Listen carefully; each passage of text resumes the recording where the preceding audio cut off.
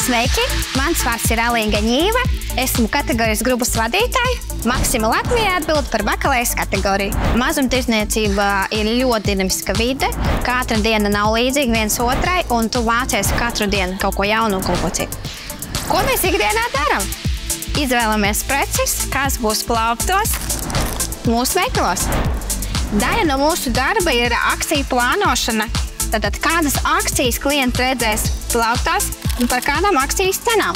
Noteikti manā darbā svarīgi ir galva, un jo ar to visu laiku katru dienu ir jādomā jaunas idejas, jaunus kaut kādus risinājumus, jaunas atbildes jāmeklē noteikti, jo komanda arī uzdod daudz jautājumus. Man ļoti patīk manā darbā tas, ka es varu katru dienu uzzināt kaut ko jaunu, katru dienu iegūt jaunu pieredzi. Man patīk, man ir ļoti spēcīga un forša komanda, uz kuru es varu paļauties un kuru es varu atbalstīt ikdienā.